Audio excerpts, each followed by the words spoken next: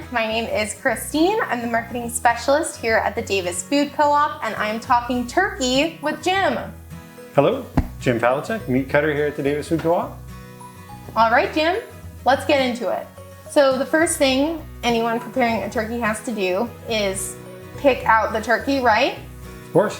What turkeys are we offering this year? Same as we'd offered in the last few years. We've got Mary's free-range non-GMO turkeys from around 8 pounds up to around 20. We have 2 offerings from Diestel, both organic. One is their regular, wonderful organic turkey. The other is their American heirloom turkey, which is still a broad-breasted bird, but it's a broad-breasted breed crossed with some heirloom breeds. So it's just got a deeper, nicer flavor. It's a little more expensive, but I've had them and I think it's well worth the extra. I mean, you do this once a year, you might as well get the best. Absolutely. I think that's probably the turkey I'm gonna go with too. And we have the Diestels in really small to really big. You'll find what you need. So I've got my turkey, I'm bringing it home, and I noticed that it's pretty hard. Are the turkeys frozen? Are they not frozen? What's the deal there? They're not actually frozen. They get shipped very cold and they're well sealed, and the two of those things together is what gives them their longevity. So they're what's called crusted in the parlance. Really chilled, but not frozen. You know, you could drop it and hear a thunk, you know, like a rock if it was frozen. So take it home. Your fridge is actually the perfect place for it. The best, safest way to thaw it out is in your fridge. And your fridge at home is going to be not quite as cold as our walk-in fridge. So it's actually going to be better for you to pick it up like not 2 days before Thanksgiving. Give it time in your fridge, just a little thaw, and you're perfect. It's going to be fresh, wonderful, ready to go. So if I pick up a turkey now, I can keep it in my fridge until Thanksgiving? Absolutely. Cool. So one question we get a lot from our customers is brining. What do you like to do? So I prefer a dry brine, and I'm a minimalist when it comes to it. I like to do just a couple of tablespoons of salt rubbed all over the bird, under the skin, try to get as much under the skin as I possibly can. Then I leave that in my fridge. I'm not crazy about having a big vat of turkey in my fridge. I also prepare a lot of food. So I just find that I have an easier time doing a dry brine, leave that salt on the turkey for a couple of days, 2 or 3 days, and then I don't do any salt right before it goes in. But you could also do a wet brine. That's what I like to do. Well, in part because it's what I've done in the past, but I like to do a wet brine. You're gonna water, salt, sugar is the basic thing, boil it. But I add orange, ginger, pepper, garlic, and then some bay leaf maybe, or I might try sage this year. Leave it in there, you know, day and a half. I happen to have a cooler that is the perfect size. and, Nice. And little gel, I have 2 different sets of gel ices, and I just switch them out. Just keep it cold. It's pretty easy.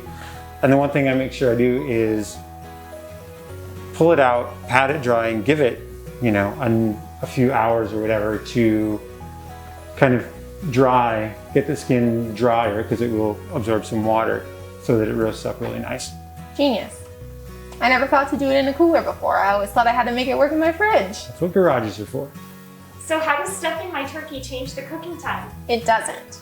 Because you never stuff your turkey.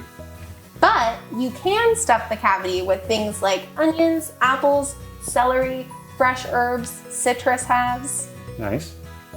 I have recently fallen in love with the combination of rosemary, sage, and basil. Basil! Not thyme, basil, yeah. I just dried and I just buzz some up in the coffee grinder, and I just keep it in my spice shelf at all times. So I'll probably put some butter and that on the outside before it goes in. Excellent, so then it goes in. I always like to do legs in the back of the oven.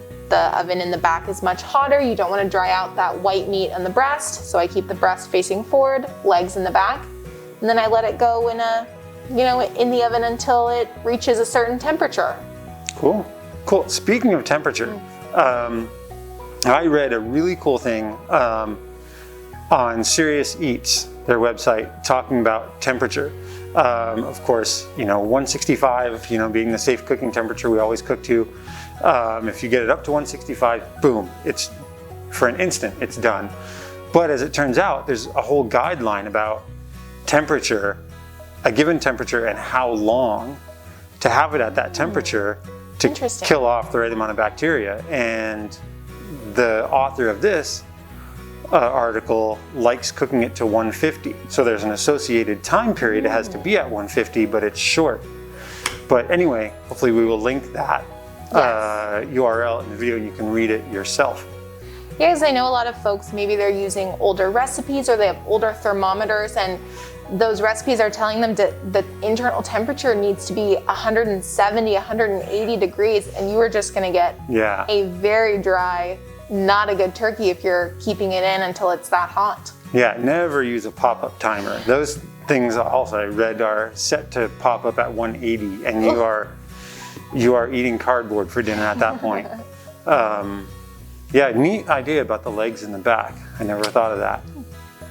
Only other thing I'm gonna do while it's cooking is the other thing I've jumped on the bandwagon for this year is brown butter. So yes, with maybe 20 or 30 minutes left, I'm gonna just pour brown butter over it. But actually before that, this comes from Diestel's recommendation. You pour a cup of white wine over the turkey about halfway through. And that I've done it before, really good gravy. Oh, I bet. Yeah. And then brown butter a little before it's done. I don't know if it's gonna do anything nice to the skin or the flavor, but nothing else, my gravy is gonna be killer. Delicious, absolutely. Yeah. So my turkey is done. It's reached 160 or 165, whatever. I'm gonna read this article to see if I can get a juicier turkey. I'm pulling it out, and then I let my turkey rest for at least 30 minutes. That's usually when I pop my stuffing in the oven. But I sort of make a mess of my bird every year. I'm not a professional meat cutter. Do you have any tips as a professional meat cutter for carving up a turkey? Yeah. Number one, if you're at a Thanksgiving and you know there's someone there who's a meat cutter, don't ask them to cut the turkey up. That just comes from when my wife and I were dating, I told her that was gonna happen, and her brother-in-law was like, "Oh, Jim, you should carve the turkey." She's like, no. But it's cool. I mean, honestly, the best tip is make sure your knife is sharp. That's it. I mean, and then whatever. Get the meat off. It's no big deal. Get the meat off. You're gonna eat it. It doesn't have to be beautiful or anything. Don't stress about it. That's all good. I mean, my one tip that's associated with that is you're gonna carve some turkey off, put it on a serving plate to serve. The sooner you take the rest of the turkey apart that's gonna be used later for whatever and get it into the fridge, the better. Because it's really easy to have this nice long meal, have pie, and it's by that time you're I gotta do the turkey, and you put it off. Well, the food safety clock is ticking. As soon as it hits 140 degrees. So get it out of the way early. You'll be glad you did. Great advice.